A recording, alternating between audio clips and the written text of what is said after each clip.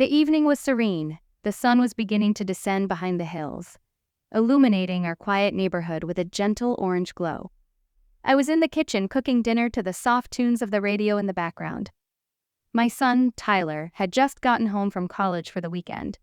The atmosphere in the house was calm and familiar, giving me a sense of peace. Tyler had grown up amazingly fast. It seemed like it was just yesterday when he was a little boy, running after me and asking countless questions about the world.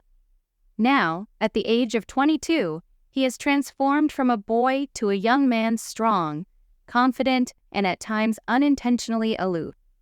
Our relationship evolved as he matured, and I was still adjusting to this new situation in our relationship. Dinner was ready, and I called him from the living room. As we sat down at the table, I noticed his gaze lingering on me with renewed intensity. At first, I brushed it off, thinking it was just my imagination. We talked about his classes, his friends, and how much he missed home. But the way he looked at me, the way his eyes lingered on me longer than usual, evoked feelings in me that I couldn't put into words. After dinner, we decided to watch a movie together, something we used to do all the time before he left for college. The living room was cozier than usual. The dim lighting and soft cushions created the perfect setting for a relaxing evening. I couldn't remember the last time we had spent such a quiet evening together. As the movie went on, I began to look at him more often than I should have, noticing how he had grown into a man. He was no longer the little boy I had raised. And then, as a strange unease swept over me, he moved closer to me on the couch. At first I thought it was innocent, but then his hand touched mine. A spark went through me, something electric, something I knew I wasn't supposed to feel. I quickly yanked my hand away, startled by the intensity of the moment. "What's wrong, Mom?" he asked, his voice soft and full of concern. I looked up at him, my heart racing. I didn't know what to say. "It's nothing, sweetie. I'm just tired, that's all," I replied, trying to brush off my feelings and hoping he didn't notice the tension between us. But I knew something had changed in that moment, something unspoken and dangerous. We sat in silence, the movie playing in the background, but neither of us were paying attention anymore. I got up saying I needed to go to bed early, but as I left, I couldn't shake the feeling that something had changed between us. As I lay in bed that night, my thoughts were in turmoil. I knew I couldn't let this feeling grow. I had to keep my distance for both of our sakes. But deep down, I didn't know how to do that. The next morning, I woke up with a sense of unease. The events of the previous night flashed through my mind. I tried to brush the feeling away, telling myself it was all in my head. I was his mother, no more and no less. I loved him deeply, but not in a way that could be misunderstood.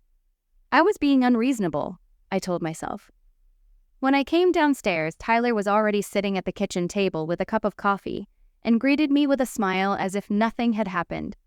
"Good morning," I said, forcing myself to smile and speak as calmly as possible. "Good morning, Mom," he replied, his voice casual and easy. "I was thinking about going for a walk later. Would you like to join me? We haven't done anything like this in ages." I hesitated, hesitant to spend time alone with him after the feelings I'd experienced the previous night. But then I reminded myself that we were just mother and son spending time together. There was nothing wrong with that. "Sure," I said. "Sounds good." Later in the afternoon, we drove to a nearby trail we'd often gone to when he was younger. The air was light, the sky was blue, and for a moment everything seemed normal. We walked side by side, having a quiet conversation about old memories, his plans for the future, the usual topics. I laughed, feeling calmer and thinking that perhaps I'd overreacted the night before. But as we walked down the trail, moments of silence lingered longer than they should have, thickening the air around us. When we reached a clearing with a beautiful view of the valley, Tyler stopped and turned to me. "You've always been there for me, Mom," he said, his voice soft and serious. "I don't know what I would have done without you."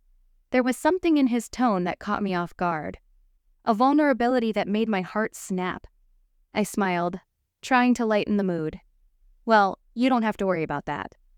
"I'm not going anywhere," I said, trying to make a joke. But he didn't laugh. Instead, he stepped closer, his eyes staring intently at mine. "No, I'm serious," he continued. "You've always been more than just a mom to me. You were everything."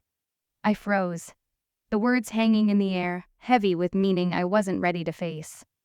I searched his face, hoping he was just being sentimental, that this was an innocent moment.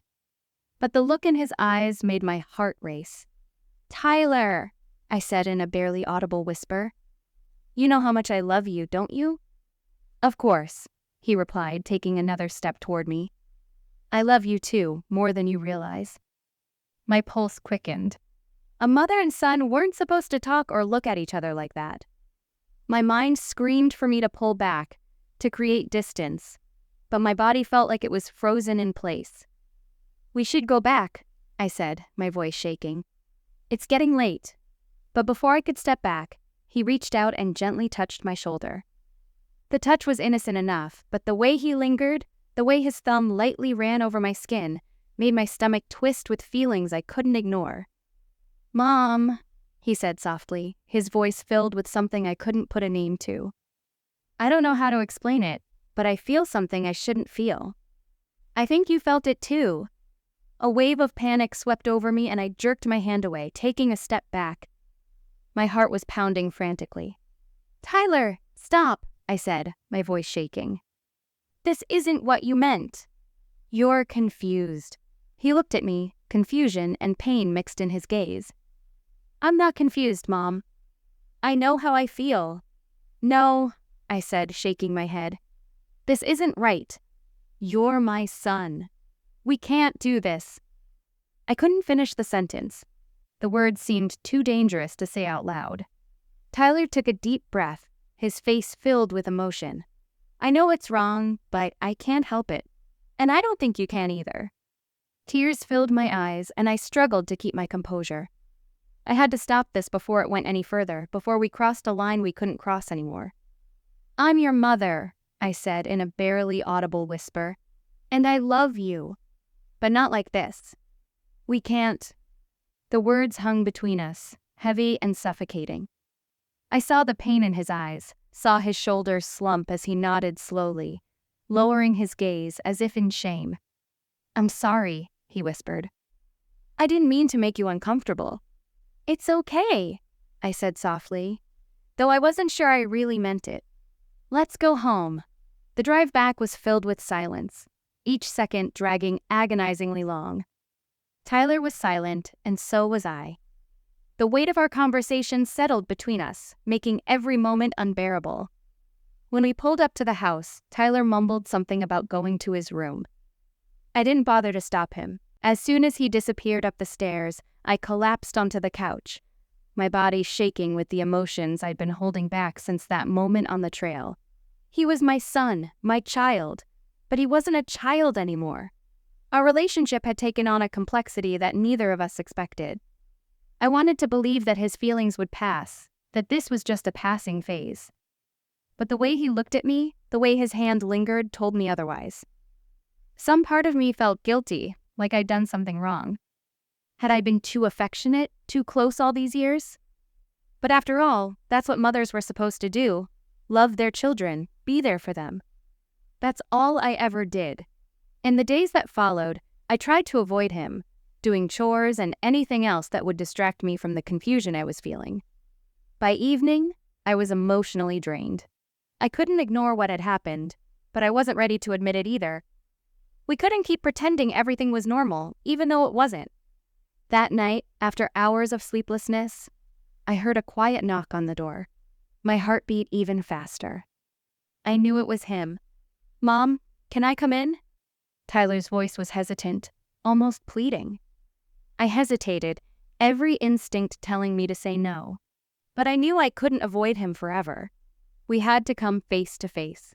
"Come in," I said quietly, sitting up in bed and pulling the blanket over me, as if it could protect me from the coming emotional storm. Tyler walked in, stopping right in front of the door and looking confused. "I'm sorry, Mom," he whispered, his voice full of regret. "I shouldn't have said those things." I nodded, trying to find the right words. "I know it's confusing, Tyler," I said softly. But what happened before shouldn't happen again. We have to remember who we are to each other. I'm your mother, and that's all I can be. He lowered his gaze, his shoulders slumping. I don't want to lose you, he murmured. I reached out and gently touched his arm. You'll never lose me, Tyler. But we need to set boundaries. It's necessary for both of us. We sat in silence for a while, both of us struggling with emotions we couldn't quite express. Finally, I took a deep breath. Maybe it would be best if you went back to school tomorrow, I suggested. Give us both some space to clear our heads. He nodded, his face darkened with sadness, but he understood. You're right. The next morning, I watched him pack his things. There were no words between us, just a heavy silence that said more than anything we could have said. As he walked out the door, I felt hurt, but knew it was for the best. As soon as he left, the house was quiet, too quiet. I sat down and stared at the empty room, determined to rebuild our relationship into something healthy, something right. We'd crossed the line, but now we had a chance to back out. And I intended to take it,